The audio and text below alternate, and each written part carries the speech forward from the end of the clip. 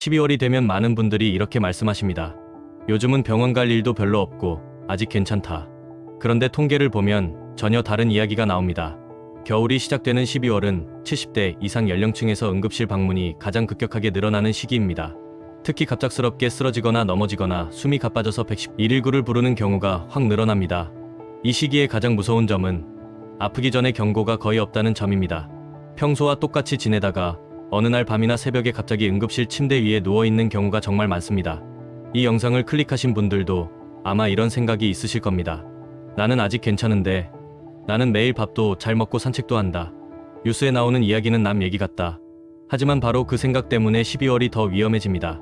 국내 응급의학과 의료진과 노인의학 전문의들이 공통으로 이야기하는 내용이 있습니다. 12월은 날씨보다 생활습관과 몸의 반응이 동시에 무너지는 시기라는 점입니다. 보건당국 응급실 통계와 대학병원 응급의료 보고서를 보면 70대 이상 응급실 내원 사유 상위 원인은 매년 거의 비슷합니다. 그 원인들은 대부분 예방이 가능했거나 미리 조심했으면 막을 수 있었던 것들입니다. 지금부터 하나씩 이야기하겠습니다. 70대가 12월에 가장 많이 응급실에 가는 이유 5가지입니다. 첫 번째 이유, 겨울철 낙상 사고입니다. 12월에 가장 많은 응급실 방문 원인은 단연 넘어짐입니다. 눈이 오지 않아도 문제가 됩니다. 기온이 내려가면 길바닥은 눈에 보이지 않게 미끄러워집니다.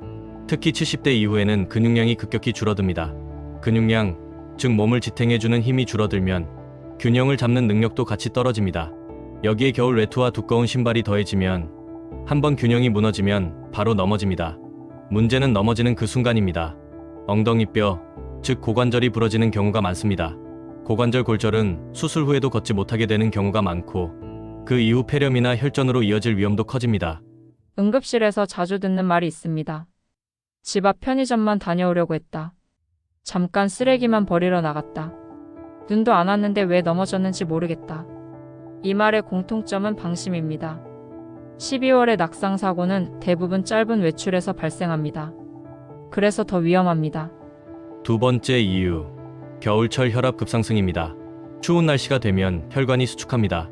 혈관 수축, 즉 혈관이 좁아지는 현상이 생기면 혈압이 자연스럽게 올라갑니다. 젊을 때는 이 변화를 몸이 잘 버텨줍니다.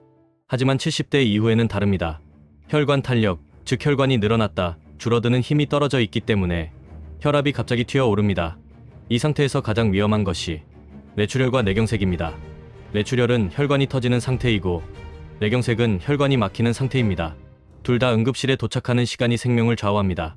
특히 12월에는 아침에 일어나다가 화장실에서 힘을 주다가 찬 공기를 마시고 갑자기 어지러워지면서 쓰러지는 경우가 많습니다. 세 번째 이유, 겨울철 탈수 상태입니다. 겨울에 탈수라고 하면 고개를 갸웃하시는 분들이 많습니다. 땀도 안 나는데 무슨 탈수냐고 하십니다. 하지만 겨울 탈수는 아주 흔합니다. 추운 날씨에는 목마름을 덜 느낍니다. 그래서 물을 거의 안 마시게 됩니다. 여기에 난방이 더해지면 몸속 수분은 계속 빠져나갑니다. 탈수 상태가 되면 피가 끈적해집니다. 피가 끈적해진다는 것은 혈액순환이 느려진다는 뜻입니다. 이 상태에서 혈전, 즉 피떡이 잘 생깁니다. 그 결과가 심근경색이나 뇌경색입니다. 특히 평소 심장이나 뇌혈관 질환이 있었던 분들은 겨울 탈수가 치명적입니다. 네 번째 이유, 겨울철 감염성 질환 악화입니다. 12월이 되면 감기와 독감이 동시에 늘어납니다. 독감, 즉 인플루엔자는 70대에게 단순한 감기가 아닙니다. 고열과 탈수, 폐렴으로 빠르게 진행될 수 있습니다. 특히 면역력, 즉 몸을 방어하는 힘이 떨어진 상태에서는 하루 이틀 사이에 숨이 가빠지고 산소 포화도, 즉 혈액 속 산소 농도가 급격히 떨어집니다. 이때 대부분 응급실로 오게 됩니다. 다섯 번째 이유, 겨울철 심장 부담 증가입니다. 추운 환경에서는 심장이 더 많은 일을 하게 됩니다. 체온을 유지하기 위해 혈압이 오르고 심박수, 즉 심장이 뛰는 속도도 변합니다. 이 과정에서 심부전이 악화됩니다. 심부전, 즉 심장이 충분한 피를 보내지 못하는 상태입니다. 평소 숨이 조금 차던 분들이 12월이 되면 갑자기 밤에 숨이 막히는 느낌을 받습니다. 이런 경우 대부분 새벽 시간에 응급실을 찾게 됩니다. 실제 응급실에서는 밤에 누웠는데 숨이 안 쉬어진다. 가슴이 답답해서 잠을 못 자겠다. 이런 말로 들어오는 어르신들이 많습니다. 이건 단순한 노화가 아니라 위험 신호입니다. 이런 위험을 줄이기 위해서는 겨울철 혈관 건강과 수분 균형을 돕는 음식과 생활 관리가 정말 중요합니다. 영상 아래 고정 댓글이나 프로필에 겨울철 어르신 건강 관리에 도움되는 식품과 관련 정보들을 정리해 두었습니다. 지금 상태가 괜찮다고 느껴질 때부터 준비하는 것이 응급실을 피하는 가장 확실한 방법입니다. 오늘만 확인해 두셔도 충분히 의미가 있습니다. 보건복지부와 질병관리청 자료에 따르면 최근 몇 년간 12월에서 1월 사이 70대 이상 응급실 이용률은 다른 달보다 확연히 높았습니다.